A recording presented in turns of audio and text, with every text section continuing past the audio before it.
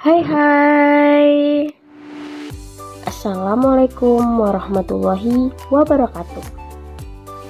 Kembali lagi di channel saya, Ayu Agustien. Dan pada kesempatan kali ini, mari kita belajar bersama-sama dengan mata pelajaran Pendidikan Kewarganegaraan. Minggu lalu telah kita pelajari mengenai semangat dan komitmen para pendiri negara dalam merumuskan Pancasila sebagai dasar negara. Dan sekarang kita akan membahas mengenai komitmen memegang teguh nilai-nilai Pancasila dalam kehidupan berbangsa dan bernegara. Pengaruh globalisasi yang ditandai dengan kemajuan dalam berbagai bidang kehidupan menuntut kepada seluruh warga negara Indonesia untuk dapat mengamalkan serta melestarikan nilai-nilai Pancasila di dalam kehidupan sehari-hari di masyarakat berbangsa dan pada negara.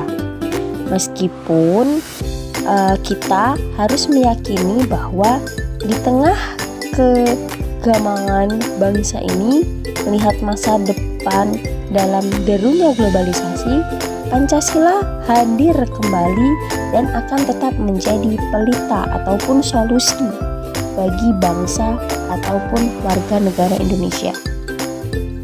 Bangsa Indonesia memahami nilai-nilai dasar Pancasila sebagai satu kesatuan yang utuh dan merupakan satu sistem nilai dasar yang saling berkaitan, saling menjiwai, saling mengisi, saling memperkuat sehingga menjadi ideologi nasional yang dihasilkan dari bangsa itu sendiri atau masih original.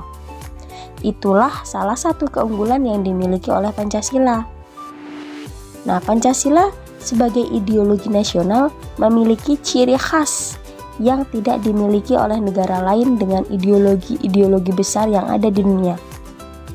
Nah, di antaranya ada apa saja? Nah, yang pertama, ketuhanan yang Maha Esa.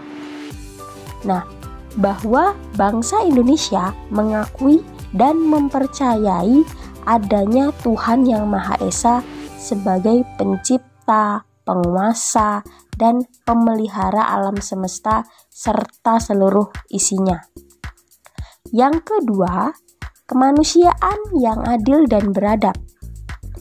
Indonesia menjunjung tinggi nilai-nilai kemanusiaan atas dasar prinsip persamaan derajat, persamaan hak dan kewajiban, di mana pada hakikatnya semua umat manusia di hadapan Tuhan Yang Maha Esa itu sama, yang membedakan hanya amal kebaikannya.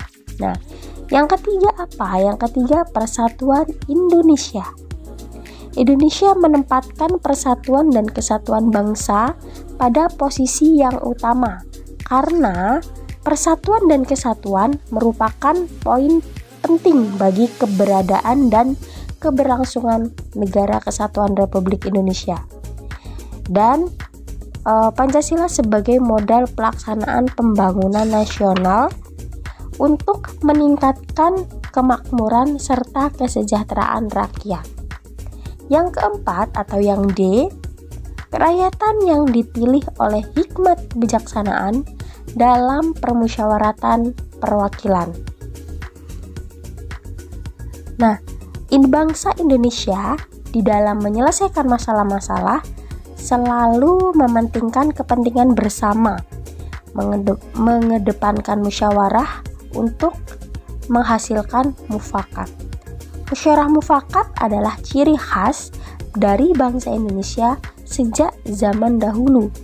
Hal ini berarti bangsa Indonesia menerapkan sistem demokrasi yang dikenal dengan nama demokrasi Pancasila.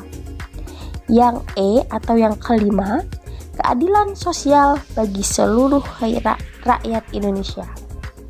Salah satu tujuan nasional yang hendak diwujudkan bangsa Indonesia adalah kehidupan nasional yang adil dan makmur, materialnya, spiritualnya secara merata atau menyeluruh dari rakyat Indonesia. Oleh karena itu, dalam kehidupan berbangsa dan bernegara, diperlukan sikap hidup sederhana, suka bekerja keras, berbudaya disiplin yang tinggi, etos kerja yang tinggi, menghargai prestasi kerja, dan sebagainya. Nah, selanjutnya, sikap positif yang perlu dikembangkan adalah kita sebagai warga negara Indonesia harus senantiasa memahami nilai-nilai Pancasila secara kritis, kreatif, dan konstruktif. Nah, sehingga kita mampu bersikap dan bertindak tidak menyimpang dari pedoman dan pegangan yang ada, yaitu Pancasila. Apa saja usaha yang dapat kita lakukan untuk mempertahankan ideologi Pancasila? Nah, di antaranya ada menjadikan nilai-nilai Pancasila sebagai moral dan kepribadian bangsa Indonesia. Yang kedua, menempatkan Pancasila sebagai sumber dari segala sumber hukum. Yang ketiga, menumbuhkan kesadaran untuk mewujudkan nilai-nilai luhur Pancasila dalam kehidupan sehari-hari. Yang keempat, menjadikan nilai luhur Pancasila sebagai realitas dalam segala segi kehidupan. Yang kelima, melestarikan dan mempertahankan nilai-nilai Pancasila agar selalu dapat menghadapi berbagai tantangan zaman. Nah, yang selanjutnya, Pancasila sebagai nilai-nilai luhur memberikan gambaran kepada kita mengenai serangkaian hak dan kewajiban yang sepatutnya dimiliki dan dilakukan oleh setiap makhluk ataupun individu sekaligus makhluk sosial. Pancasila sebagai suatu nilai-nilai luhur harusnya dapat kita sikapi secara positif dalam kehidupan bermasyarakat, berbangsa, dan bernegara. Nah, dengan membiasakan berperilaku diantaranya sikap positif terhadap nilai-nilai ketuhanan yang Maha Esa, lalu sikap positif terhadap nilai kemanusiaan yang adil dan beradab, lalu sikap positif terhadap nilai persatuan Indonesia, terus sikap positif terhadap nilai kerakyatan yang dipimpin oleh hikmat kebijaksanaan dalam permusyawaratan perwakilan, serta sikap positif terhadap nilai keadilan sosial bagi seluruh rakyat Indonesia. Nah, sejarah bangsa Indonesia mencatat bahwa Pancasila telah beberapa kali mendapat dorongan, namun ternyata mampu untuk tetap eksis sebagai alat pemersatu bangsa. Nah, pada masa lalu, Pancasila pernah mendapatkan tantangan atau gangguan dari paham ideologi lain, seperti komunis yang berpaham ateis atau tidak percaya kepada Tuhan, yaitu dibuktikan dengan peristiwa pemberontakan yang berada di Madiun pada tahun 1948 dan peristiwa pengkhianatan G30 SPKI pada tahun 1965.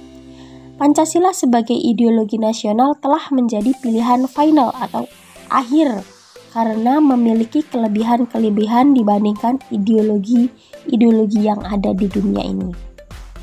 Nah, mungkin materinya Ibu jelaskan sampai di sini dulu. Jadi nanti silahkan kalian kerjakan latihan yang ada di halaman 30, latihan pendalaman materi ya.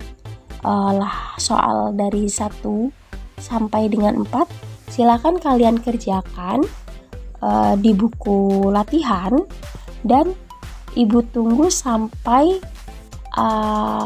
nanti sore atau sore ini, hari Kamis. Silahkan kalian kirimkan ke WhatsApp pribadi saya.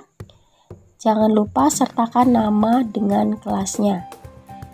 Nah, nanti jika ada yang kurang paham mengenai materi ataupun tugas, bisa ditanyakan langsung ke Ibu. Nah, Ibu cukupkan materi untuk hari ini. Apabila ada salah kata, Ibu mohon maaf. Dan semoga apa yang kita dapat hari ini dapat bermanfaat buat kita semuanya. Amin. Mungkin itu saja yang dapat saya sampaikan. Saya akhiri. Wassalamualaikum warahmatullahi wabarakatuh.